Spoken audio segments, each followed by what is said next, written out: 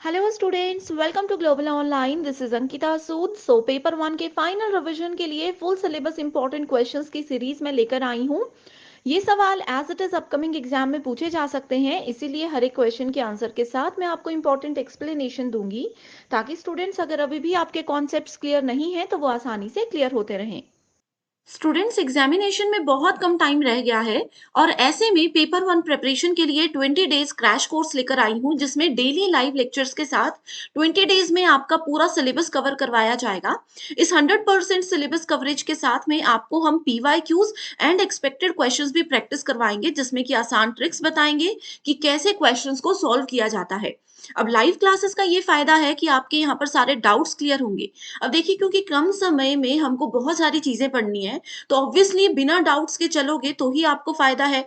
तो सारे डाउट्स यहाँ पर डिफरेंट डिफरेंट एग्जांपल्स के साथ आपके क्लियर किए जाएंगे एंड प्रिपरेशन स्ट्रेटेजी भी आपको बताई जाएगी कि कैसे इजीली एग्जामिनेशन में स्कोर किया जा सकता है। साथ में आपको topic wise MCQs, full syllabus notes के साथ में फुल सिलेबस के mock test and question bank भी है। जैसा पेपर आता है हिंदी और इंग्लिश में, वैसा ही ये कंप्लीट कंटेंट हम आपको दे रहे हैं। इसको ज्वाइन करने के लिए आप ग्लोबल ऑनलाइन ऐप को डाउनलोड कीजिए। स्टोर सेक्शन पर सर्च बार में मध्य प्रदेश सेट एग्जामिनेशन लिखोगे तो इस तरीके से कोर्स सामने आएगा। लाइव क्लासेस ज्वाइन करेंगे एंड स्टूडेंट्स, कभी अगर लाइव क्लास नहीं देखनी है या मिस हो गई है तो आप कंटेंट पर जा करके इस कंप्लीट रिकॉर्डेड कोर्स को भी देख सकते हो, जहां पर यूनिट वाइज आपके लिए पूरा जो है पेपर वन की प्रिपरेशन हम करवाते हैं। साथ में पीवाईक्यूज भी वीडियो सॉल्यूशन में आप लोगों को प्रोवाइड करवाया जाएगा। ये 2 नंबर्स हैं, इन पर व्हाट्सएप के थ्रू कॉल या मैसेज करके भी कांटेक्ट कर सकते हो। स्टूडेंट्स, अब बढ़ते हैं क्वेश्चंस की ओर, जिसमें कि हमारा पहला क्वेश्चन है आईसीटी यूनिट से। ठीक है, इसमें पूछा गया है स्टेटमेंट वन में अ डीवीडी और CD using the letter R indicated that it is read only. तो स्टूडेंट्स, आप सभी ने डीवीडी और सीडी ये टर्म तो सुनी ही होंगी। इसमें एक टर्म यूज होती है, एक वर्ड यूज होता है जिसको आर बोला जाता है। इसमें बोला गया है कि आर का मतलब होता है रीड ओनली, यानी कि इसमें से सिर्फ हम रीड कर सकते हैं, जो कुछ भी चीजें हैं उसको देख सकते हैं, लेकिन उसमें नया कुछ ऐड नहीं कर सकते। सेकेंड स्टेटमेंट बोलती है web browsers are used to allow a user to gain access to the internet, यानी कि वेब ब्राउजर्स की मदद से एक यूजर को हम अलाउ करते हैं कि वो इंटरनेट को यूज कर सके। अब देखो स्टूडेंट्स, ये दोनों ही स्टेटमेंट्स बिल्कुल गलत हैं। क्यों? क्योंकि डीवीडी और सीडी में जो आर वर्ड होता है ना, उसका मतलब रीड ओनली नहीं होता। उसका मतलब होता है री राइटेबल या फिर रिकॉर्डेबल। ठीक है, जिस भी डीवीडी और सीडी में रीराइटेबल या फिर रिकॉर्डेबल या फिर सिंपली आर लिखा होगा, उसका मतलब ये होता है कि इसमें जो गाने हैं, मान लीजिए एक सीडी में या एक डीवीडी में कुछ सॉन्ग्स में लेकर के आई हूँ, अगर उसमें आर लिखा है तो हम उन सॉन्ग्स को डिलीट करके न्यू सॉन्ग्स भी ऐड कर सकते हैं। ओके, तो आर का मतलब रीड ओनली नहीं होता, इस केस में होता है रीराइटेबल और रिकॉर्डेबल। एंड स्टेटमेंट टू में जो बोला है वेब ब्राउजर, सबसे पहले स्टूडेंट्स आपको पता होना चाहिए कि वेब ब्राउजर्स क्या होते हैं। देखो, वेब ब्राउजर्स का एक बेस्ट एग्जांपल मैं आपको बताती हूँ, वो है गूगल क्रोम। ठीक है, आपने गूगल क्रोम का नाम सुना होगा, मोजिला फायरफॉक्स का नाम सुना होगा। ठीक है, उसके बाद आप लोगों ने इंटरनेट एक्सप्लोरर सुना होगा। इस तरह से आप लोगों ने बहुत सारे नाम सुने होंगे। ये सारे क्या है, अगर हम लोगों को इंटरनेट पे कुछ भी सर्च करना है, गूगल पे जाके कुछ भी सर्च करना है, तो हम लोग गूगल क्रोम में जा करके वहां पे सर्च करते हैं। तो ये है वेब ब्राउजर, जो कि इंटरनेट पे कुछ भी चीजें हैं उसको सर्च करने में हमें मदद करता है। लेकिन इस स्टेटमेंट में बोला गया है कि इसकी मदद से हमें इंटरनेट मिलता है, तो इसलिए ये दोनों ही स्टेटमेंट्स गलत हैं। सो इस अकॉर्डिंग देखेंगे तो राइट आंसर है ऑप्शन नंबर 2। नेक्स्ट क्वेश्चन है sectoral skill council will be incubated by, यानी कि क्षेत्रीय कौशल परिषदों का विकास किसके द्वारा किया जाएगा? NITI Aayog, Indian standards council, union department of education या फिर नेशनल स्किल डेवलपमेंट कॉर्पोरेशन। तो सबसे पहले स्टूडेंट्स, आप लोगों को ये पता होना चाहिए कि क्षेत्रीय कौशल परिषद यानी कि सेक्टोरल स्किल काउंसिल क्या होती है। ये क्या करते हैं, ये ऑक्यूपेशनल स्टैंडर्ड्स को या फिर जो क्वालिफिकेशन बॉडीज होती हैं, फ्रेमवर्क्स होते हैं, ट्रेनर्स, जो ट्रेनिंग प्रोग्राम्स होते हैं, उन सबको लॉन्च करने, स्किल से किसी पर्सन को कोई मतलब स्किल सिखानी है हमने, एक टीम को कोई नया स्किल सिखाना है, उन सब चीजों के लिए जो काउंसिल्स बनी होती है वो होती है सेक्टोरल स्किल काउंसिल। ठीक है, सो इसका विकास किसके द्वारा किया जाएगा? इसका विकास होगा नेशनल स्किल डेवलपमेंट कॉर्पोरेशन के द्वारा। ओके, सो राइट आंसर है ऑप्शन नंबर 4। सो इसको अगर एग्जाम में आपके पास NSDC लिखा होगा तो आप लोगों ने इजीली आइडेंटिफाई कर लेना है, इसको नोट कर लीजिए। ठीक है, तो NSDC क्या होता है? ये एक स्किल डेवलपमेंट कमेटी है जो कि फंड प्रोवाइड कराती है बड़ी बड़ी कंपनीज को, बड़ी बड़ी ऑर्गेनाइजेशन को। किस लिए फंड देती है? ताकि वो लोगों को आगे जो लेटेस्ट स्किल्स हैं या किसी ऑर्गेनाइजेशन में किसी पर्टिकुलर स्किल की जरूरत है वो उनको वो प्रोवाइड करा सके, वो चीजें उनको वो सिखा सके। Okay, next question is which of the following are true about communication? तो कम्युनिकेशन यूनिट स्टूडेंट्स हमारी 4th यूनिट है, राइट? उसी से रिलेटेड क्वेश्चन है। इसमें पहली स्टेटमेंट में बोला गया है कम्युनिकेशन इज इनएविटेबल। तो इनएविटेबल का मतलब क्या होता है? यहाँ पे लिखा है संचार अपरिहार्य होता है, यानी कि इसका मतलब होता है कि communication is usually taking place even when someone does not want और इंटेंड टू कम्युनिकेट। इसको एक एग्जाम्पल की मदद से मैं समझाती हूँ कि अगर पर्सन ए पर्सन बी के साथ कम्युनिकेट करना चाहता है, बातचीत करना चाहता है, सो कम्युनिकेशन इनएविटेबल कब होगी? जब ए तो बात करना चाहता है लेकिन पर्सन बी जो है वो बिल्कुल भी सुनना नहीं चाहता, वो बिल्कुल भी इनसे बात करने में इंटरेस्टेड नहीं है, उनकी बातों में इंटरेस्टेड नहीं है। That is called inevitable. Next question, next option बोलता है कम्युनिकेशन इज नॉन सोशल। तो कम्युनिकेशन सोशल होता है या नहीं होता है, ये बहुत इंपॉर्टेंट एक चीज आ जाती है। ठीक है, तो सोशल होना या नहीं होना ये डिपेंड करता है सिचुएशन पे, कंडीशन पे। ठीक है, यानी कि सामाजिक। Communication is irreversible. कम्युनिकेशन क्या अपरिवर्तनीय होता है?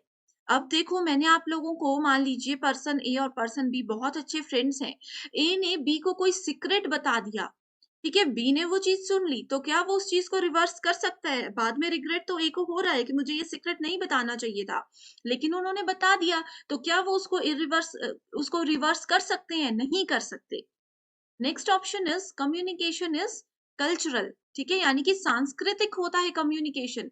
ये स्टेटमेंट जो है बिल्कुल ट्रू है। अब देखो, मान लीजिए कि कोई पर्सन किसी लैंग्वेज में, जैसे मराठी लैंग्वेज में अगर हम लोग बात करें, तो क्या है, ये हम अपने कल्चर को ध्यान में रखते हुए कम्युनिकेट कर रहे हैं। ठीक है, communication is completely commercial. Communication क्या सिर्फ व्यवसायिक होता है? नहीं होता है। जनरल बातें भी तो होती है, तो वो सब कॉमर्शियल के अंदर तो नहीं आता। ओके, सो आप सभी को मैंने ये सारे ऑप्शंस बता दिए। अब अगर हम देखें, सो इस क्वेश्चन का राइट आंसर है option number A, B and D. तो ये तब सभी स्टेटमेंट्स क्या हैं? ट्रू हैं। Right answer is option number 2। Next question is green hydrogen is produced by electrolysis powered bye.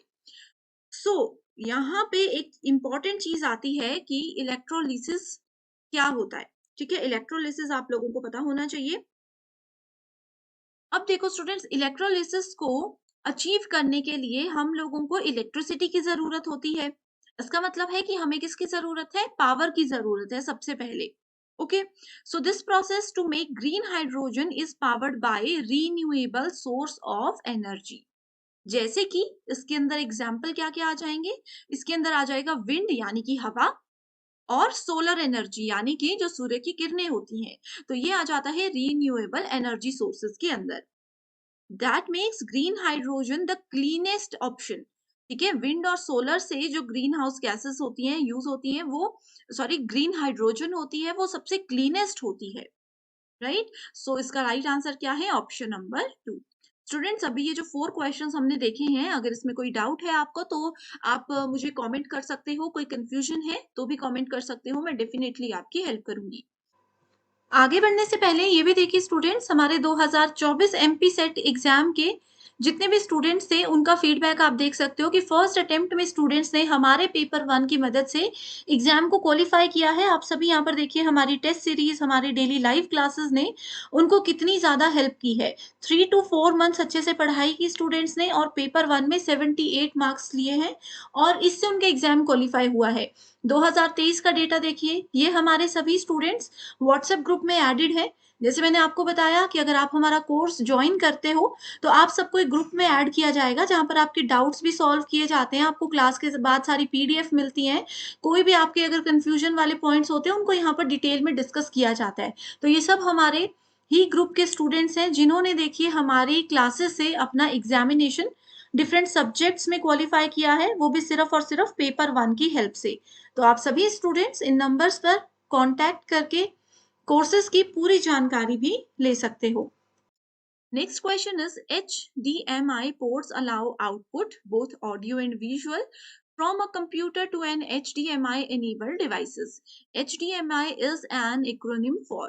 अब देखो स्टूडेंट्स, इस तरह के क्वेश्चंस ना ICT यूनिट में से हमेशा पूछे जाते हैं एंड इसमें बहुत से स्टूडेंट्स कंफ्यूज हो जाते हैं कि अरे ये क्या लिखा है, ये डेफिनेशन हमें नहीं आती।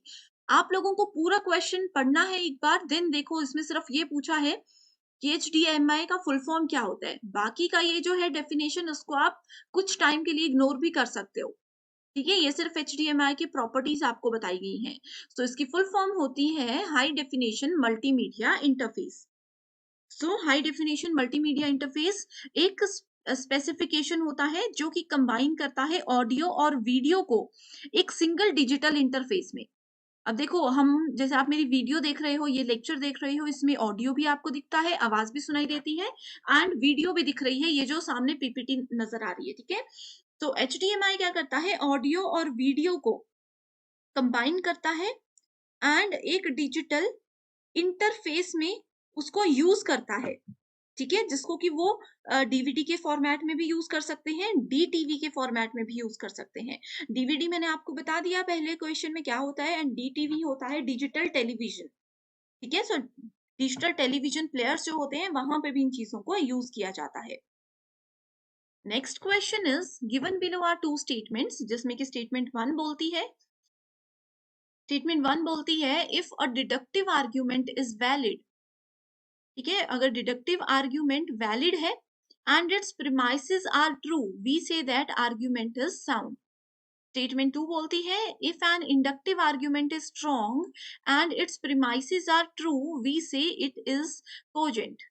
ओके, सो सबसे पहले इंडक्टिव और डिडक्टिव आर्ग्यूमेंट्स क्या होते हैं ये आप जान लीजिए। सो इंडक्टिव रीजनिंग या इंडक्टिव आर्ग्यूमेंट क्या होता है। देखो स्टूडेंट्स, ये मैंने एक सेपरेट वीडियो लेक्चर सीरीज जो बनाई है उसमें भी आपको डिटेल में बताया था, बट फिर भी अगर आप नए हो तो मैं फिर बताती हूँ कि इंडक्टिव जो भी चीज नीचे से ऊपर की ओर जाती है वो इंडक्टिव होती है। एंड डिडक्टिव, डिडक्ट करने का मतलब ये होता है कम करना। अब किसी चीज को कम कब किया जाता है, जब ऊपर लेवल से नीचे लेवल की ओर आती है। तो ये है इंडक्टिव डिडक्टिव, जो कि आपको पता होना चाहिए। ठीक है, तो इसमें बोला गया है कि डिडक्टिव आर्ग्यूमेंट को वैलिड माना जाता है।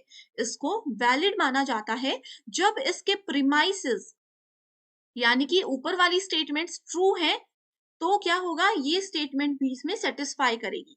तो ऐसा ही है, ऊपर से नीचे की ओर जाते हैं, अगर प्रीमाइसेस ट्रू है तो उसका कंक्लूजन भी ट्रू होगा। तो फर्स्ट स्टेटमेंट जो है वो बिल्कुल करेक्ट है। सेकेंड स्टेटमेंट में बोला है if an inductive argument is strong and its premises are true, we say it is cogent. ठीक है, सो इसमें अगर प्रीमाइसेस ट्रू है एंड यहां से हम फॉलो करते हुए पहुंचे हैं तो ये भी बिल्कुल ट्रू है। सो इस अकॉर्डिंग अगर देखें so option number 1 here is the right answer, क्योंकि इधर स्टेटमेंट 1 एंड स्टेटमेंट 2 बिल्कुल ट्रू है। नेक्स्ट क्वेश्चन है रिसर्च मेथोडोलॉजी पर based, which of the following are excluded in scientific research। so scientific research में किस किस को शामिल नहीं किया गया है। पहला है empiricism, removal of errors, subjectivity, unethical practices, non predictive inferences। Scientific research जानना पहले जरूरी है आपके लिए। सो साइंटिफिक रिसर्च में डिलीजेंट इंक्वायरी होती है। इसमें क्या होता है, एक सिस्टेमैटिक ऑब्जर्वेशन होती है। अब देखो स्टूडेंट, साइंटिफिक रिसर्च में अब आपको इसका एक एग्जांपल बताती हूँ। जैसे कि बहुत सारे साइंटिस्ट होते हैं, वो क्या करते हैं, एक सिस्टम के साथ काम करते हैं। ऐसा तो नहीं है कि कभी भी कोई भी केमिकल उठाया एंड उसको मिला दिया, ऐसा तो नहीं होता। वो क्या होता है, एक सिस्टम के साथ वो हर एक चीज को ऑब्जर्व करते हैं, हर एक चीज को ध्यान से देखते हैं, उसके बाद अपना प्रोसेस शुरू करते हैं। ठीक है, so most scientific research projects में एक्सपेरिमेंट इन्वॉल्व किए जाते हैं।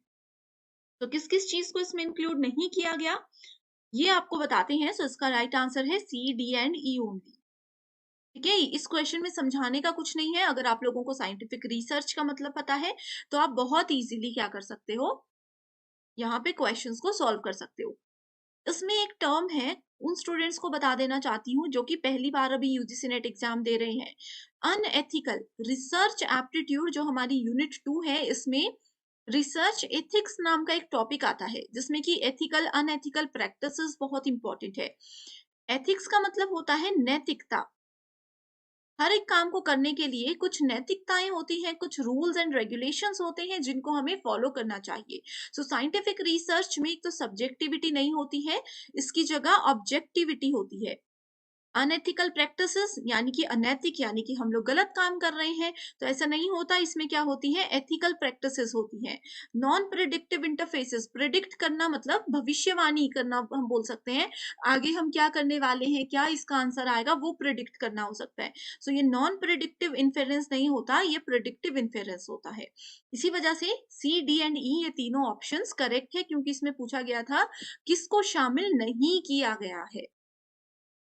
अगला क्वेश्चन है, स्टेटमेंट बेस्ड क्वेश्चन है। अगेन आपने देखा होगा स्टूडेंट्स, अभी तक हमारे पास 3 से 4 क्वेश्चंस इस तरह के आ गए हैं। यूजीसी नेट एग्जाम में अब इस तरह के क्वेश्चंस पर बहुत ध्यान दिया जाता है। तो इसके लिए आप लोगों को जो कॉन्सेप्ट्स हैं आपके, वो क्लियर होना बहुत जरूरी है। तो इसमें पूछा गया है, verbal form is an integral part of the inference according to classical Indian school of logic, यानी कि शास्त्रीय भारतीय स्कूल ऑफ लॉजिक के अनुसार मौखिक रूप अनुमान का एक अभिन्न अंग है। वर्बल फॉर्म होता है बोलकर। अब जैसे मैं आप लोगों को बोलकर कोई बात बता रही हूँ, पर्सन ए पर्सन बी से बोलकर बात करता है, पर्सन सी पर्सन डी से इशारों में बात करता है। ठीक है, तो इसमें बोला गया है कि बोलकर बातचीत करना जो होता है, ये classical Indian school of logic के हिसाब से एक इन्फेरेंस होता है, इन्फेरेंस का पार्ट होता है। स्टेटमेंट सेकंड बोलती है, classical Indian school of logic distinguishes between induction and deduction as inferential process. यानी कि यहाँ पे बोला गया है कि इस लॉजिक के अंदर ये क्या करता है, इंडक्शन और डिडक्शन में डिफरेंस बताता है एज इन्फेरेंशियल प्रोसेस। ये दोनों इन्फेरेंशियल प्रोसेस के हिसाब से अलग हैं। तो इसमें क्वेश्चन नंबर 8 में अगर हम देखें, सो स्टेटमेंट 1 बिल्कुल करेक्ट है एंड स्टेटमेंट 2 इनकरेक्ट है। ओके, यहाँ पे क्वेश्चन नंबर 8, सॉरी, दोनों ही स्टेटमेंट्स इनकरेक्ट है। ठीक है, इसमें वर्बल फॉर्म के साथ साथ नॉन वर्बल फॉर्म को भी उतनी ही अहमियत दी जाती है। अगला क्वेश्चन मैच द फॉलोइंग से है। ये हमारा unit number 9 people development and environment से पूछा गया है। लिस्ट 1 में पॉल्यूटेंट्स गिवन है एंड इसमें हेल्थ इफेक्ट्स है, यानी कि किस प्रदूषक की वजह से स्वास्थ्य में कौन सा प्रभाव पड़ सकता है, ये हमें मैच करना है। Carbon monoxide, nitrogen dioxide, volatile organic compounds and next है ओजोन। एलर्जिक, कार्केनोलॉजी, कार्किनोजेनिक। ठीक है, नेक्स्ट है जो सांस से रिलेटेड बीमारी होती है। नेक्स्ट है ब्लर बेबी सिंड्रोम, यानी कि जो धुंधला दिखने लगता है लोगों को। ओके, सो अगर हम लोग यहाँ पे कार्बन मोनोऑक्साइड को देखें ध्यान से, सो इसकी वजह से क्या होता है, सांस लेने में दिक्कत होती है लोगों को। नाइट्रोजन डाइऑक्साइड की बात करें, सो इससे आंखों में परेशानी होती है। वॉलेटाइल ऑर्गेनिक कंपाउंड्स की अगर हम बात करें, सो यहाँ पे क्या होता है, कॉसिंजेंसन होता है। एंड ओजोन की अगर हम बात करें, सो इससे एलर्जेनिक होती है। ये इसका हेल्थ इफेक्ट है। ठीक है, next question is the national portal for trainers and assessors an initiative by National Skill Development Corporation is called? सो प्रशिक्षकों और मूल्यांकनकर्ताओं के लिए राष्ट्रीय पोर्टल राष्ट्रीय कौशल विकास निगम की एक पहल है, जिसको कि किसने बनाया था? इसको तक्षशिला। इसको क्या नाम रखा गया है? Takshashila. So Takshila National Portal for Trainers and Assessors is an initiative by NSDC यानी कि National Skill Development Corporation। किसके अंडर आता है? ये आता है आपका SIM के अंडर। SIM मतलब स्किल इंडिया मिशन। आप लोगों ने जरूर इसका नाम सुना होगा, ठीक है। सो ये national skill development corporation Takshashila जो है, ये नेशनल इंडिया मिशन के अंदर आता है।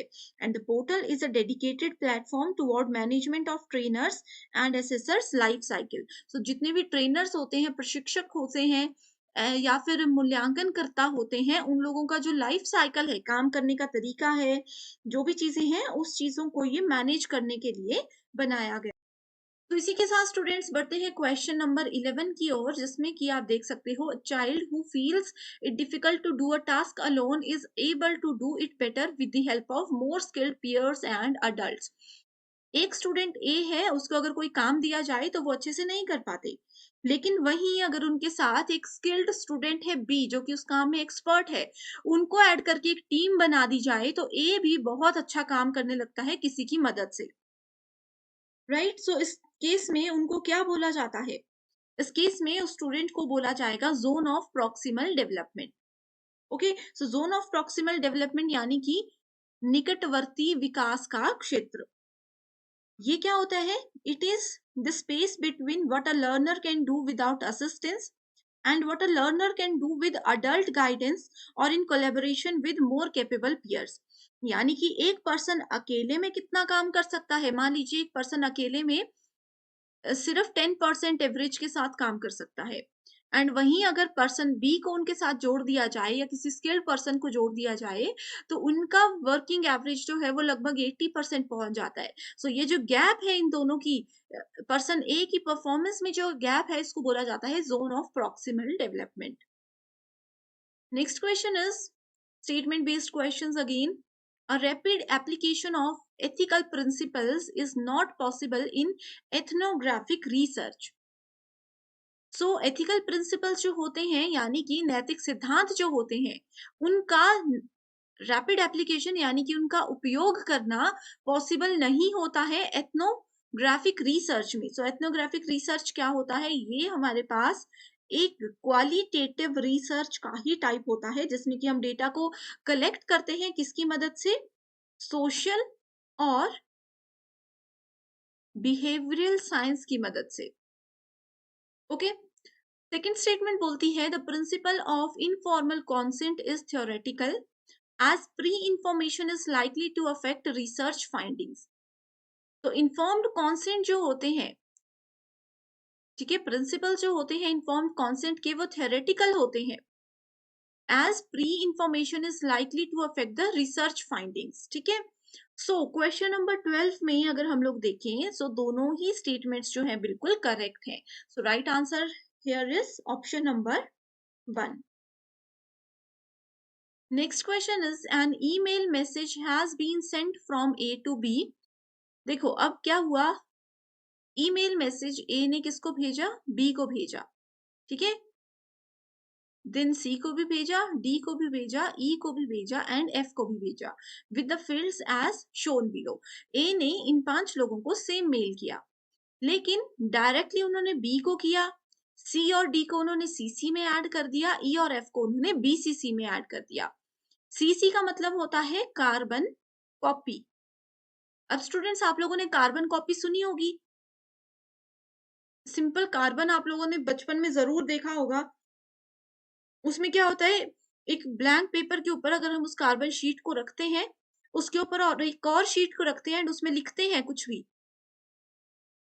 एंड उसमें कुछ भी अगर हम लोग लिखते हैं तो वो सारा कार्बन के नीचे वाले यानी कि इस पेपर पे एज इट इज लिखा जाएगा, है ना। सो ये होता है कार्बन कॉपी एंड बीसीसी होता है ब्लाइंड कार्बन कॉपी। ब्लाइंड का मतलब क्या होता है? अंधा।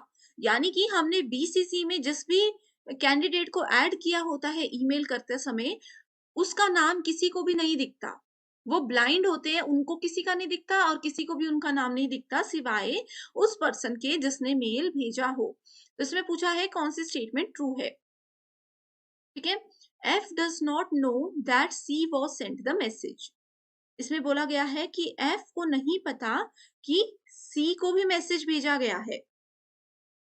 सी does not know that D was sent the message. ठीक है, सिमिलरली यहाँ पे बोला गया है कि डी को भी नहीं पता, सॉरी सी को भी नहीं पता कि डी को भी मैसेज भेजा गया है। तीसरा यहाँ पे ऑप्शन बोलता है E does not know that F was sent the message. क्या है कि ई को नहीं पता कि एफ को भी मैसेज भेजा गया है। D does not know that B was sent the message. D को नहीं पता कि बी को भी मैसेज भेजा गया है। अब देखो स्टूडेंट्स, अगर आप लोग तो आईसीटी पहली बार पढ़ रहे हो, कंप्यूटर पहली बार पढ़ रहे हो, तो इस तरह के क्वेश्चंस में कंफ्यूजन होता है। बट यहाँ पे हम आपको आज स्ट्रेटेजीज बताएंगे। तो राइट आंसर पे पहले जाते हैं, वो है ऑप्शन नंबर 3। देखो, कभी भी बीसीसी के अंदर कोई भी नाम है, किसी भी पर्सन का नाम अगर बीसीसी कैटेगरी के अंदर आता है, तो उन लोगों को नहीं पता होता कि और किस किस को ये मैसेज गया है। इस समय पे ई और एफ को सिर्फ इतना पता है कि ए ने उनको मैसेज भेजा है। ई को सिर्फ इतना लगता है कि ए ने उसको मैसेज भेजा, एंड एफ को सिर्फ इतना पता है कि ए ने उनको मैसेज भेजा। ठीक है, तो ब्लाइंड कार्बन कॉपी यानी कि अंधे हो चुके हैं, इनको अपने अलावा कुछ दूसरा नजर नहीं आ रहा कि और ये मैसेज किस किस को भेजा हुआ है।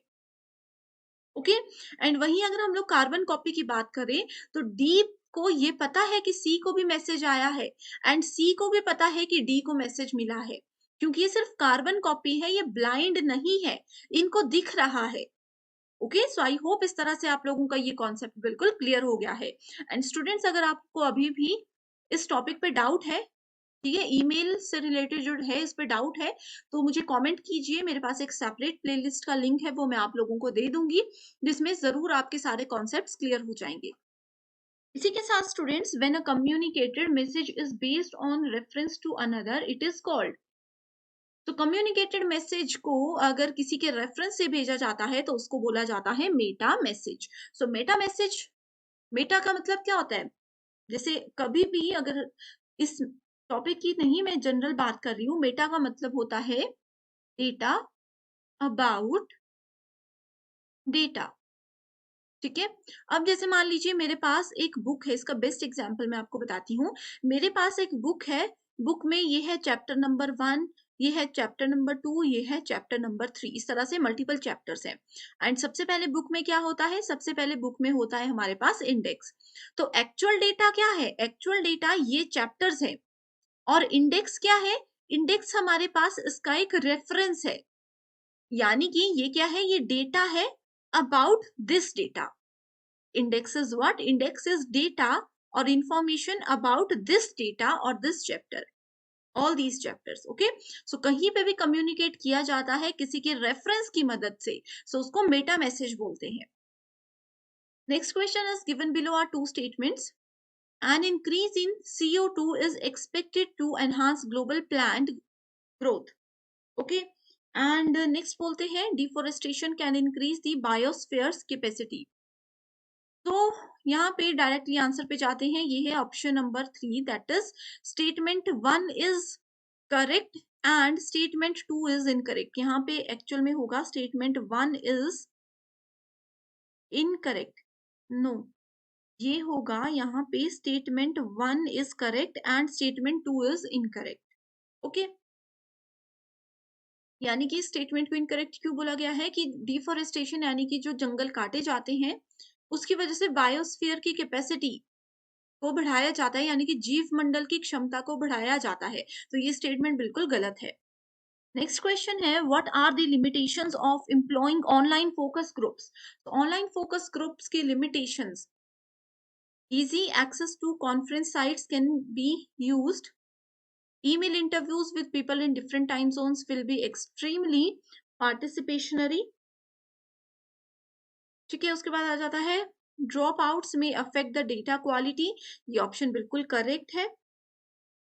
उसके बाद आता है the approach is confined to the people who are willing to participate, correct option. And last है external influences on participants can be found? So right answer. So correct answer यहाँ पे आ गया C, D and E only. Next question again teaching aptitude पर based है. ये वाला question जो था प्रीवियस, ये भी टीचिंग एप्टीट्यूड था. रिमेम्बरिंग फैक्टर्स ऑफ मेमोरी और मीनिंग. ठीक है, remembering, retention, recall, recognition. Remember यानी कि किसी चीज को याद रखना. रिटेंशन यानी कि प्रतिधारणा करना कि कितना हम रिटेंशन कर पाते हैं किसी चीज का. रिकॉल मतलब कोई चीज हमने पढ़ी हुई है या उसके बारे में हमें पता थोड़ा बहुत है, वापस उस चीज को हम याद करते हैं. जैसे कि मान लीजिए ये क्वेश्चन अभी आप लोग पढ़ रहे हो, एग्जाम में एज इट इज आ जाएगा, तो आप उसको याद करने की कोशिश करोगे, रिकॉल करने की कोशिश करोगे. रिकॉग्निशन मतलब मान्यता. ओके, सो क्वेश्चन नंबर 17 में अगर हम देखें, रिमेम्बरिंग का मतलब होता है, रिमेम्बरिंग का मतलब होता है the factor responsible for modification of behaviour through training and learning. Retention का मतलब होता है the factor responsible for preserving the material learn. Recall का मतलब है mental revival of experiences which have been learned. And recognition का मतलब होता है manifestation of our general retaining power. Okay, तो नेक्स्ट क्वेश्चन है which of the following are the ancient treatise on the science of medicine. So ancient treaties यानी कि इनमें से कौन सा चिकित्सा विज्ञान पर प्राचीन ग्रंथ है? चरक संहिता, तुलवा सूत्रा, सुश्रुत सुश्रुत संहिता या फिर योगा सूत्र. तो देखो स्टूडेंट्स, ये क्वेश्चन ऐसा है, इसमें दो ही करेक्ट ऑप्शन है. ठीक है, दो ही करेक्ट ऑप्शन है. तो सबसे पहले तो इसको भी हम हटा देंगे, इसको भी हटा देंगे. तो बी और डी या फिर ए और सी. उसके लिए आप लोगों को सबसे पहले ये पता होना चाहिए कि चरक संहिता होती क्या है. Charaka Samhita is a Sanskrit text on Ayurveda.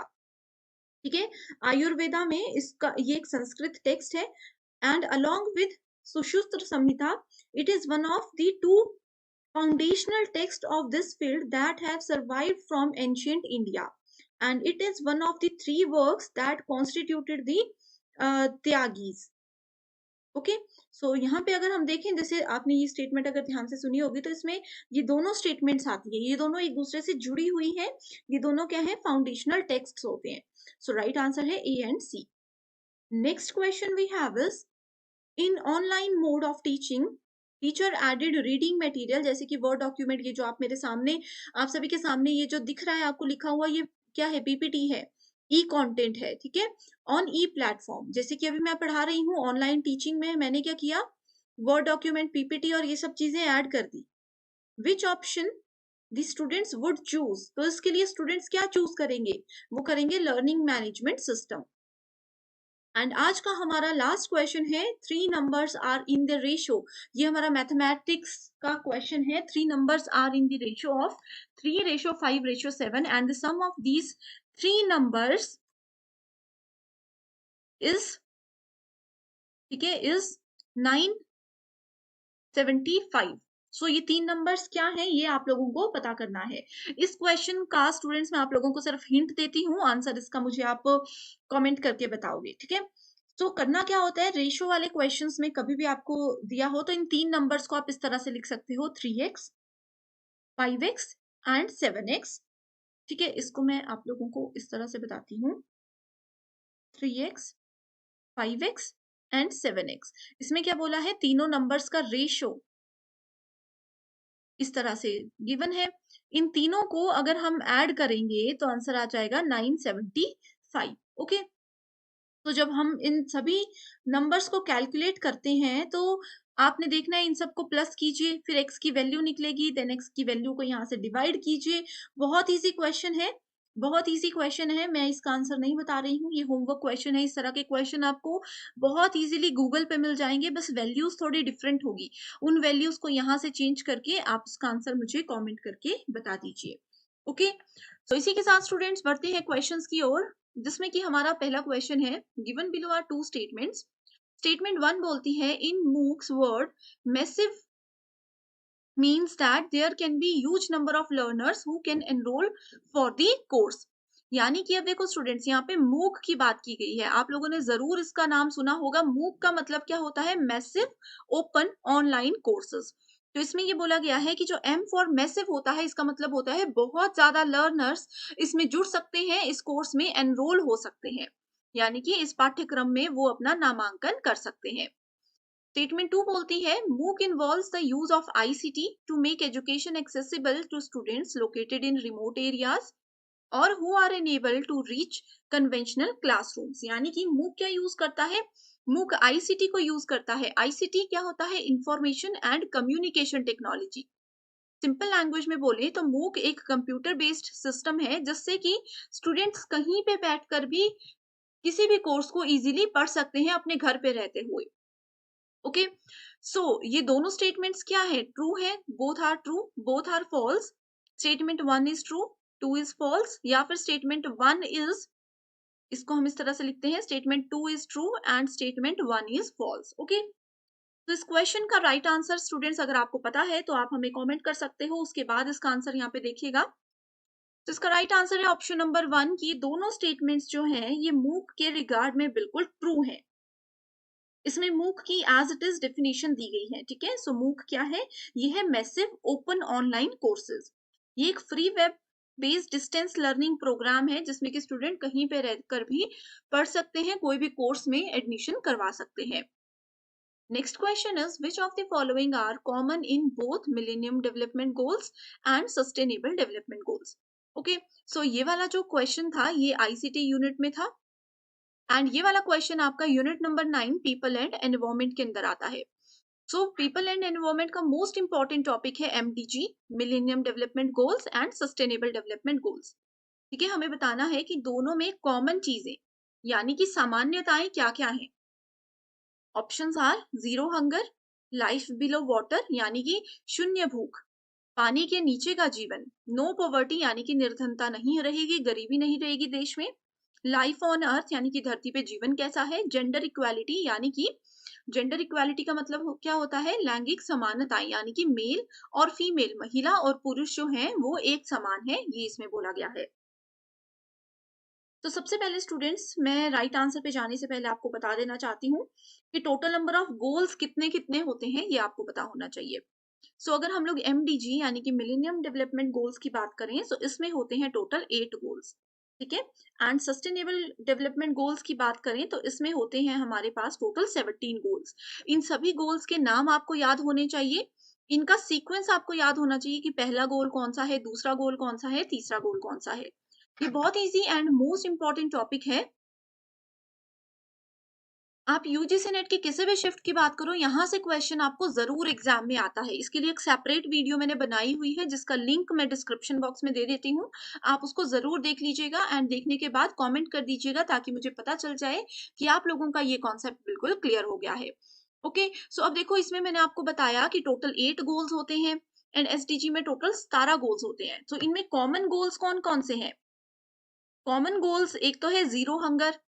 In goals के अंदर क्या होता है कि हमें ये रखना है कि कोई भी इंसान जो है वो भूखा ना रहे हमारी कंट्री में।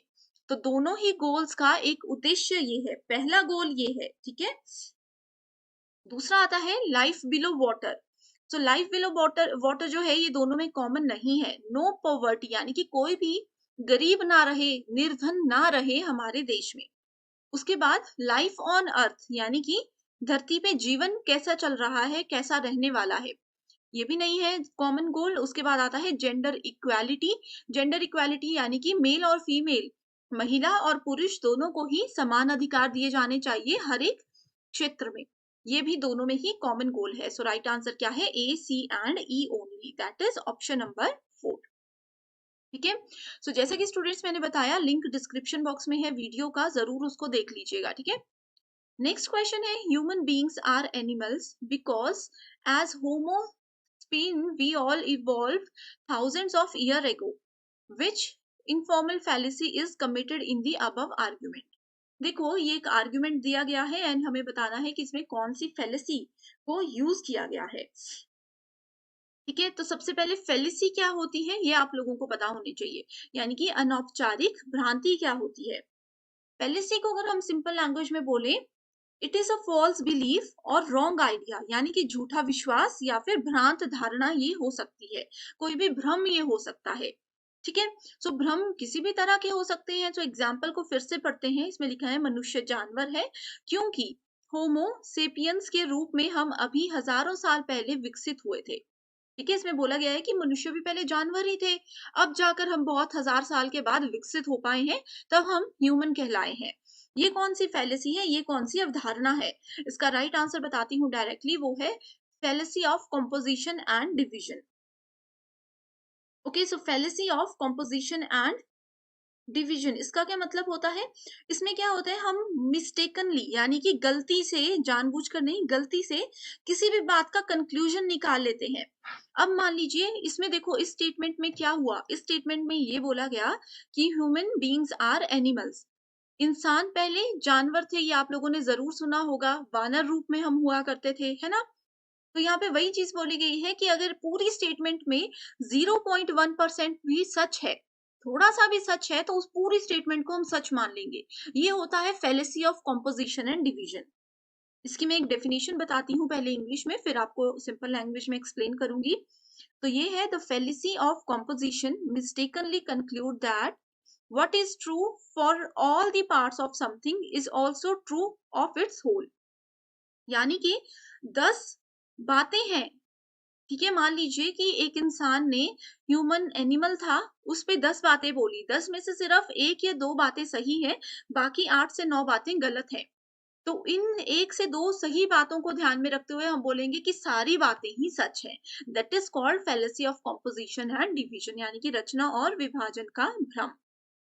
इसमें सेकंड फैलेसी जो कि बहुत ज्यादा इंपॉर्टेंट है, वो है रेड हियरिंग फैलेसी। इससे हर साल किसी ना किसी शिफ्ट में क्वेश्चन आता है। सो रेड हेयरिंग फैलेसी क्या करती है, ये मान लीजिए कि एक पर्सन ए है, दूसरा पर्सन बी है। पर्सन ए पर्सन बी से बात कर रहा है, लेकिन पर्सन बी ने क्या किया, बात करते करते कई बार होता है ना, हम टॉपिक से भटक जाते हैं, टॉपिक ही बदल देते हैं, या फिर वो सुनने में इंटरेस्टेड नहीं होता, वो होता है रेड हियरिंग फैलेसी। या फिर इसका एक एग्जाम्पल ये भी हो सकता है कि ए ने बी को कोई बात बताई, बी ने उस बात को थोड़ा सा चेंज करके सी को बता दिया, सी ने उस बात को थोड़ा सा चेंज करके डी को बता दिया। अब अगर हम देखें, सो ए ने कुछ और बोला था, ए ने x is equals to y बोला था, और डी तक पहुंचते पहुंचते बात कुछ की कुछ हो गई। ये होता है रेड हियरिंग, यानी कि हमने सुना कुछ और, बोला कुछ और, समझा कुछ और, आगे बात किसी दूसरे पर्सन को कुछ और ही बता दी। Okay, next question is classroom communication is often referred to as which type of communication? So कक्षा में जो भी संचार होता है वो किस रूप का होता है? इनडायरेक्ट, नॉन कॉन्टिग्यूअस, कॉन्टिग्यूअस या फिर एमोर्फस? सो राइट आंसर है कॉन्टिग्यूअस। सो कॉन्टिग्यूअस क्या होता है, ये आपको पता होना चाहिए। अगर हम लोग एक्चुअल में किसी के साथ कांटेक्ट में है, डायरेक्ट कांटेक्ट की यहाँ पे मैं बात कर रही हूँ, ठीक है। तो अगर किसी के साथ हम डायरेक्ट कांटेक्ट में है, किसी पर्सन के साथ हम लोग बाउंड्री शेयर कर रहे हैं, ठीक है, या फिर किसी पर्सन के साथ हम लोग फिजिकली टच हो रहे हैं। अब जैसे क्लासरूम में है, दो स्टूडेंट्स बैठे हुए हैं, ए एंड बी एक ही बेंच पे बैठे हैं, वो डायरेक्ट कांटेक्ट भी कर रहे हैं, एक साथ एक ही जगह पे भी बैठे हैं, वो बाउंड्री शेयर हो गया, फिजिकल टच भी हो रहा है, बिल्कुल एक साथ है, क्योंकि ये इस तरह का जो कम्युनिकेशन होता है उसको कॉन्टिग्यूअस कम्युनिकेशन बोला जाता है। ठीक है, जो लोग आपस में कनेक्टेड होते हैं, एक दूसरे के साथ होते हैं, नेबर होते हैं, पड़ोसी होते हैं, वो सब आते हैं इस कैटेगरी के अंदर। ओके, नेक्स्ट है इनडायरेक्ट कम्युनिकेशन। इसमें क्या होता है, when the speaker does not explicitly state what their intentions or feelings are।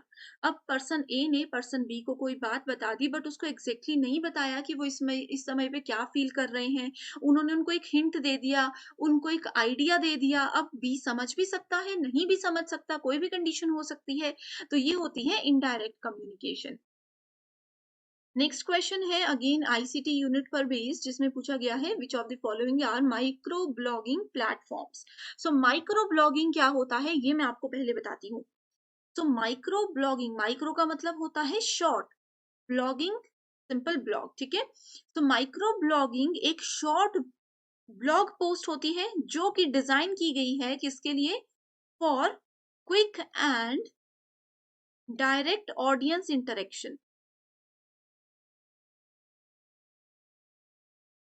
Okay, so it is used for quick and direct audience interaction, यानी कि ऑडियंस के साथ, मान लीजिए ये ए नाम का एक माइक्रो ब्लॉग है। यहाँ पे 1000 ऑडियंस है, 1000 लोगों की ऑडियंस है।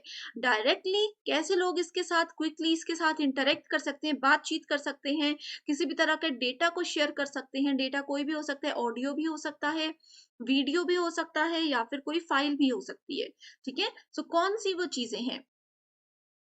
Pinterest, eBay, Tumblr, Instagram, Twitter. बहुत इजी क्वेश्चन है, इनमें से काफी के आप लोगों ने नाम सुने होंगे। ओके, सो इंस्टाग्राम में क्या होता है, डायरेक्ट कम्युनिकेट होता है, इसीलिए मैं इसका एग्जांपल सबसे पहले ले रही हूँ। ऑप्शन नंबर डी जहां पे है वो करेक्ट होंगे, तो इसको हम एलिमिनेट कर देंगे क्योंकि यहाँ पे ऑप्शन डी नहीं है। अब स्टूडेंट्स, आई होप आप लोगों ने ट्विटर का नाम भी सुना होगा, सो ऑप्शन डी एंड ई। ठीक है, देन उसके बाद आ जाता है हमारे पास ऑप्शन नंबर ए, पिंटरेस्ट। इसमें भी डायरेक्ट हम कम्युनिकेट कर सकते हैं, एंड उसके साथ ही आ जाता है टम्बलर। ठीक है, यहाँ पे हिंदी में थोड़ा इसका नाम गलत हो चुका है, एक्चुअल में ये टम्बलर ही है। ओके, तो करेक्ट आंसर क्या आ गया? ए, सी, डी एंड ई ओनली। तो ये सारे माइक्रो ब्लॉगिंग प्लेटफॉर्म्स है।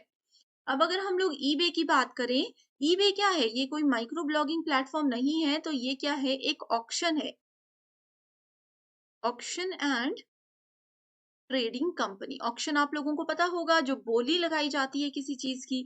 ऑनलाइन अगर आपको बोली लगानी है या इस तरह से ट्रेड करना है, ट्रेडिंग कंपनी है ये। ठीक है, तो उसके लिए ईबे यूज होता है। Next question is which one of the following developmental areas or of individual differences will be affected if a child does not want to play with other children as he or she feels shy? So correct answer है option number C, social development. तो अगर देखो कौन सा developmental area है जिसमें कि individual differences को इफेक्ट यहाँ पे किया जाता है। अगर एक चाइल्ड जो है, एक बच्चा बाकी के बच्चों के साथ खेलना पसंद भी नहीं करता, एंड वो थोड़ा शर्माता है, वहां पे शाय फील करता है, तो वो उस बच्चे की सोशल डेवलपमेंट यानी कि सामाजिक विकास में थोड़ी कमी रह गई है, इसीलिए वो लोगों के साथ बाहर जल्दी से घुल मिल नहीं पाता। तो हमारा अगला क्वेश्चन है मैच द फॉलोइंग से, जो कि आईसीटी बेस्ड क्वेश्चन है।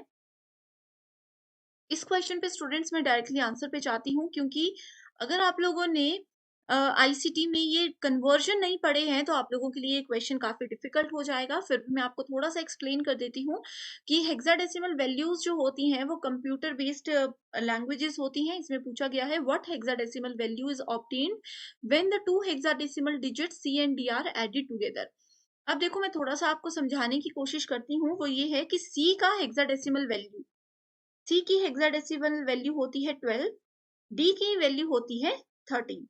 सिमिलरली बी की होती है 11, ए की होती है 10। उससे पहले 0 से लेकर के 9 तक जो है वो नंबर्स ही चलते हैं।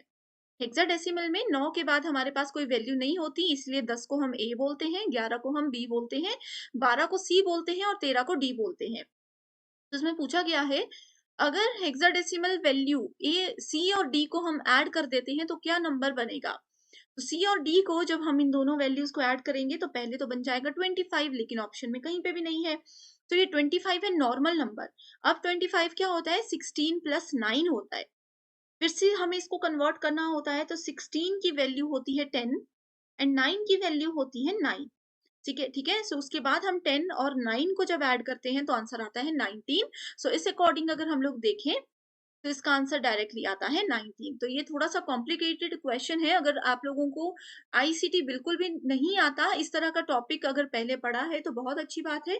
नहीं स्टूडेंट्स, मेरा ये सजेशन रहेगा कि आप इस तरह के डेसिमल कन्वर्जन्स वाले क्वेश्चंस को स्किप कर सकते हो, क्योंकि हर शिफ्ट में इससे क्वेश्चन नहीं पूछा जाता। Next question is which of the following are examples of secondary air pollutants? तो सेकेंडरी एयर पॉल्यूटेंट्स क्या होते हैं ये आपको सबसे पहले मैं बता देती हूँ, फिर हम ऑप्शंस की ओर मूव करेंगे। सो यहाँ पे देखो स्टूडेंट, सेकेंडरी पॉल्यूटेंट्स जो है वो प्राइमरी पॉल्यूटेंट्स की वजह से बनते हैं। अब प्राइमरी पॉल्यूटेंट क्या होते हैं? ये वो पॉल्यूटेंट होते हैं जो कि एयर में यानी कि हवा में डायरेक्टली एंटर हो जाते हैं। ठीक है, एंड सेकेंडरी पॉल्यूटेंट इनकी मदद से क्रिएट किए जाते हैं। अब सेकेंडरी पॉल्यूटेंट में एक एग्जाम्पल आता है सबसे पहले हमारे पास ओजोन, जिसको किसके द्वारा फॉर्म किया जाता है? HC के द्वारा। HC मतलब हाइड्रोकार्बन, एंड NOx के द्वारा यानी कि नाइट्रोजन ऑक्साइड के द्वारा इसको नाइट्रोजन ऑक्साइड और कार्बन हाइड्रोकार्बन्स को मिला करके ये अगर सनलाइट में रखा जाए तो ओजोन बनता है। तो ये क्या है, सेकेंडरी पॉल्यूटेंट है, क्योंकि इसमें प्राइमरी भी इंक्लूडेड है। तो ये तो ज्यादा डिटेल की बात थी कि एग्जैक्टली सेकेंडरी एयर पॉल्यूटेंट्स क्या होते हैं। अब इसके एग्जांपल्स आपको पता होनी चाहिए। तो ए, सी एंड डी, आप देख सकते हो ए, सी एंड डी ये सारे सेकेंडरी पॉल्यूटेंट्स हैं। ओके, इसके अलावा जैसे कि नाइट्रोजन ऑक्साइड, यहाँ पे नाइट्रोजन ऑक्साइड है, लेकिन नाइट्रोजन डाइऑक्साइड्स की हम बात करते हैं, ठीक है, अगर इसको सनलाइट में हम ऐड करेंगे। इसके अलावा इसमें और भी ज्यादा ये होते हैं, जैसे कि सल्फर डाइऑक्साइड, यहाँ पे आपने सल्फेट देखा, सल्फर डाइऑक्साइड होता है। नाइट्रोजन ऑक्साइड्स होते हैं जब वो पानी के साथ रिएक्ट करते हैं। ओके, नेक्स्ट क्वेश्चन है मैथमेटिक्स का। Find out the wrong number in the series given below. 6, 18, 90, 6, 30, 6, 9, 3, 0, 8, 3, 1, 6, 0। So students, mathematics, data interpretation, इन टॉपिक से रिलेटेड कोई भी प्रीवियस ईयर क्वेश्चन अगर है 2022 की शिफ्ट्स का, वो सुबह 10 बजे जो हमारा लाइव लेक्चर होता है उसमें हम पूरे पूरे कवर करते हैं। सो यहाँ पे मैं डायरेक्टली आपको मैथ्स के आंसर बताती हूँ, क्योंकि ये चीजें हम ऑलरेडी डिस्कस कर चुके हैं। ओके, सो इसका आंसर है 83160। रीजन बता देती हूँ कि बाकी के सारे नंबर्स जो हैं ये सारे के सारे नंबर्स प्राइम नंबर्स हैं, ठीक है, लेकिन ये प्राइम नंबर नहीं है, इसलिए ये सीरीज में थोड़ा अलग नंबर है।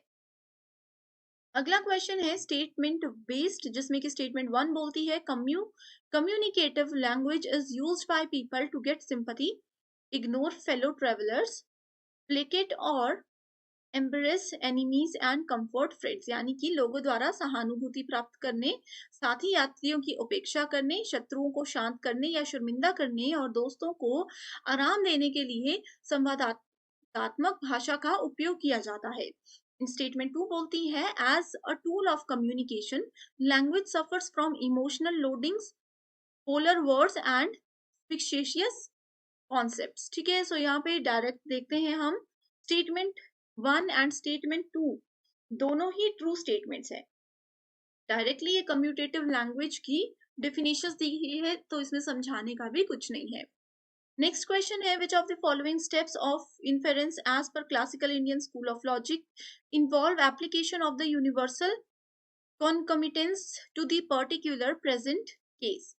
तो पहला है यहाँ पे सुकरात नश्वर है, क्योंकि वो एक आदमी है, जो भी मनुष्य है वो नश्वर है, जैसे कि पाइथागोरस। ठीक है, सुकरात, सोक्रेट्स जिसको हम बोलते हैं, एक ऐसा व्यक्ति है जो कि निरपवाद रूप से नश्वर है, एंड इसीलिए सुकरात नश्वर है। सो यहाँ पे हमारे पास 5 स्टेटमेंट्स दी हैं, हमें बताना है कि कौन से स्टेटमेंट्स यहाँ पे, कौन से ऑप्शंस यहाँ पे बिल्कुल करेक्ट हैं। सो यहाँ पे देखो ऑप्शन नंबर डी, इसमें लिखा है देयरफॉर सोक्रेटिस इज मोर्टल, ये सिर्फ ट्रू है। इस चीजों को हमने कैसे रखना है, फर्स्ट स्टेटमेंट अगर देखें, ठीक है, तो इसमें क्या बोला गया है, देखो फर्स्ट स्टेटमेंट सुकरात नश्वर है, यानी कि सुकरात जो है वो मॉर्टल है, because he is a man, क्योंकि ये क्या है, ये मैन भी है। whoever is a man is a mortal, जैसे कि जो भी मैन है वो मोर्टल है, तो ये स्टेटमेंट भी ट्रू होगी। ठीक है, Socrates is a man who is invariably a mortal, तो ये क्या है, इनवेरिएबली एक मोर्टल भी है, यानी कि निरपवाद रूप से नश्वर है, देयरफॉर सोक्रेट इज मोर्टल। सो सारी की सारी स्टेटमेंट्स को अगर हम देखें तो कंक्लूजन हमारे पास यही आता है, दैट्स व्हाई ये स्टेटमेंट ट्रू है। Next question is which of the following propositions are logically equivalent to no women are dishonest human beings। तो सबसे पहले लॉजिकल इक्विवेलेंस क्या होता है, ये एक टाइप होता है रिलेशनशिप का, जो कि दो स्टेटमेंट्स के बीच होता है। मेरे पास स्टेटमेंट ए है, स्टेटमेंट बी है, इन दोनों स्टेटमेंट्स के बीच में कुछ ना कुछ रिलेशनशिप होगा। ठीक है, दोनों स्टेटमेंट्स के बीच में कुछ ना कुछ रिलेशनशिप होगा, जिसको कि लॉजिकल इक्विवेलेंस बोला जाता है। ये बूलियन अलजेब्रा के अंदर आती है चीजें। ओके, बहुत इंपॉर्टेंट टॉपिक है। इसमें स्टूडेंट्स आप लोगों को पता होनी चाहिए कुछ चीजें, जो कि है AEIO। इस पे भी एक सेपरेट डिटेल्ड वीडियो ऑलरेडी है, लिंक डिस्क्रिप्शन बॉक्स में मैंने ऐड कर दिया है, आप लोग देख लीजिए। ठीक है, ए का मतलब होता है ऑल, जैसे इस स्टेटमेंट के आगे ए लिखा है, ऑल लिखा है, तो वो ए हो जाएगा। ठीक है। उसी तरह से ई का मतलब होता है नो, जैसे स्टेटमेंट के आगे नो है तो ये ई स्टेटमेंट है। आई का मतलब क्या होता है सम, एंड ओ का मतलब होता है सम नॉट। तो ये चीजें सबसे पहले स्टूडेंट्स आप लोगों को पता होनी चाहिए, ठीक है।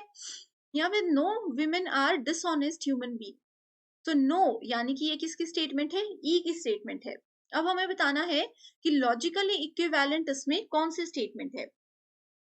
तो अगर यहाँ पे बोला गया है कि no women are dishonest human being, तो इसके लॉजिकल इक्विवेलेंट होगा no dishonest human beings are women, right. ये स्टेटमेंट आपको सुनने में भी वैसी लग रही होगी। एंड सेकेंड स्टेटमेंट जो है इसके साथ ट्रू वो होगी all women are non dishonest human being. So right answer क्या है, ऑप्शन नंबर ए।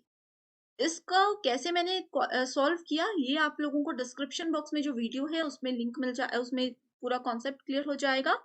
वीडियो देखने के बाद कमेंट जरूर कर दीजिएगा उस वाली वीडियो में भी, ताकि मुझे पता चल जाए कि मेरे स्टूडेंट्स अच्छे से कॉन्सेप्ट्स को समझ रहे हैं। नेक्स्ट क्वेश्चन स्टेटमेंट बेस्ड है। द राधा कृष्णन कमीशन, ये हमारा हायर एजुकेशन यूनिट का क्वेश्चन है, recommended to standardize university teaching in India. Statement 2 बोलती है the Radhakrishnan Commission also suggested the establishment of an all India university examination board. तो Radhakrishnan commission क्या है, ये एक ऐसा कमीशन है जिसको कि सेटअप किया गया था ताकि वो इंडियन यूनिवर्सिटी एजुकेशन जो है उसका ध्यान रख सके, ठीक है, उनकी कंडीशन का ध्यान रख सके, and suggest improvements and extensions that may help in improving university education. University education को ये सजेशंस भी दे सकते हैं कि कैसे वो अपना एक क्वालिटी एजुकेशन को बढ़ा सकते हैं। सो इस अकॉर्डिंग अगर देखें हम लोग, सो करेक्ट आंसर क्या है, ऑप्शन नंबर 1 है, सॉरी ऑप्शन नंबर 3 है, जिसमें कि बोला गया है स्टेटमेंट 1 बिल्कुल ट्रू है एंड स्टेटमेंट 2 फॉल्स है। क्यों, क्योंकि Radhakrishnan commission also suggested the establishment of all India University examination board. So examination board से रिलेटेड इसका कोई भी सजेशन नहीं था, इन्होंने सिर्फ सजेशन ये दिए थे कि कैसे वो यूनिवर्सिटी की एजुकेशन को इम्प्रूव कर सकते हैं। अगला क्वेश्चन है in participant observation the researcher has to act as. तो जब भी पार्टिसिपेंट ऑब्जर्वेशन यानी कि सहभागी अवलोकन की बात करते हैं, तो एक रिसर्चर को कैसे एक्ट करना चाहिए, एक प्रोफेशनल स्ट्रेंजर की तरह यानी कि पेशेवर अजनबी की तरह उनको बिहेव करना चाहिए। तो पार्टिसिपेंट ऑब्जर्वेशन क्या होता है, ये एक टेक्निक होती है रिसर्च की फील्ड में जिसको कि बेसिकली यूज किया जाता है एंथ्रोपोलॉजी एंड सोशियोलॉजी डिपार्टमेंट में, ठीक है। इन दो तरह की रिसर्च के अंदर इसको जनरली यूज किया जाता है। कौन इसको यूज करता है, इसको इन्वेस्टिगेटर्स यूज करते हैं। इन्वेस्टिगेटर्स यहाँ पे कौन है, इन्वेस्टिगेटर्स है यहाँ पे पार्टिसिपेंट ऑब्जर्वर जिसको हम बोल सकते हैं, ठीक है। सो इसके द्वारा ये किया जाता है जिसमें कि वो स्टडी करते हैं एक ग्रुप के लाइफस्टाइल की by sharing different activities. Last question है non verbal communication is mostly. So non verbal communication क्या होती है, देखो इसमें क्या होता है, डेटा ट्रांसफर होता है, बातचीत यहाँ वहां होती है, पर्सन ए और पर्सन बी कोई बातचीत कर रहे हैं लेकिन वो बोल नहीं रहे हैं, वो क्या कर रहे हैं, वर्ड्स या फिर किसी लैंग्वेज का यूज ना करते हुए या तो वो फेशियल एक्सप्रेशंस यानी कि अपने मुंह से जो हम लोग एक्सप्रेशंस देते हैं आंखों को हिलाते हुए इस तरह से एक्सप्रेशंस देते हैं, ठीक है, या फिर जेस्चर्स होते हैं, बॉडी लैंग्वेज होती है, हाथों के इशारे से कुछ वो बोल रहे हैं। बस इतना याद रखिए कि नॉन वर्बल कम्युनिकेशन में हम लोग वर्ड्स का यानी कि शब्दों का यूज नहीं करते हैं, मुंह से कुछ भी नहीं बोलते, सिर्फ इशारों से बात करते हैं। ओके, सो इसके अंदर क्या आ जाएगा, correct answer C D and E only. ये क्या होता है, ये सबसे पहले तो अनैच्छिक होता है यानी कि वॉलेंटरी नहीं होता, वॉलेंटियर होते हैं जो अपनी इच्छा से आगे बढ़ते हैं। इनवॉलेंटरी होता है जो कि लोग अपनी इच्छा से नहीं करते। मान लीजिए कोई डेफ है, कोई पर्सन बोल नहीं सकता तो उनको इशारे करने पड़ते हैं, वो थोड़ा डिफिकल्ट टास्क होता है समझने वालों के लिए बट करते हैं, ठीक है। दूसरा है कॉन्टेक्चुअल यानी कि प्रासंगिक होते हैं, एंड सिंबॉलिक यानी कि प्रतीकात्मक ये होते हैं। ओके, तो करेक्ट आंसर है option number 4 C D and E only. तो स्टूडेंट्स, अभी तक हम लोगों ने 10 अक्टूबर 2022 का जो इवनिंग शिफ्ट का पेपर था उसको डिटेल में डिस्कस कर लिया है। अभी भी अगर आप लोगों ने प्रीवियस वीडियो नहीं देखी है तो मैं रिपीट करती हूँ, आप लोग डिस्क्रिप्शन बॉक्स चेक कीजिए, वहां पे आपको लिंक मिल जाएगा जिसमें कि रिमेनिंग क्वेश्चंस को हमने डिटेल में डिस्कस किया है। एंड स्टूडेंट्स, अगर आप चाहते हो कि मैं इसी तरह के आप सभी के लिए प्रीवियस ईयर क्वेश्चंस 2022 के लेकर आती रहूं तो मुझे कमेंट करके जरूर बताइए, ताकि हम भी मोटिवेटेड रहें एंड आपकी रिक्वेस्ट को जल्दी से जल्दी पूरा कर सकें। तो आज के लिए सिर्फ इतना ही। Thank you so much. Paper 2 के फाइनल रिवीजन के लिए एक स्टडी मटेरियल हम लेकर आए हैं जिसमें आपको full syllabus updated notes and MCQs मिलेंगे। एमसीक्यूज के साथ स्टूडेंट्स यहाँ पर आपको आपके स्टेट और अदर स्टेट्स के पीवाईक्यूज भी हम प्रोवाइड करवाते हैं। एंड ये सारा कंटेंट पीडीएफ की हेल्प से मिलेगा, जो कि ना सिर्फ एग्जामिनेशन बल्कि इसके बाद होने वाले इंटरव्यू को क्वालिफाई करने में भी आपको हेल्प करेगा। तो ये जो भी सब्जेक्ट्स आपके सामने हैं, आपको इनके फाइल्स का एक्सेस मिल सकता है। इसके लिए गिवन नंबर्स पर आपको व्हाट्सएप के थ्रू कांटेक्ट करना है और पूरी जानकारी मिल जाएगी। Much for watching this video and I wish you all the very best.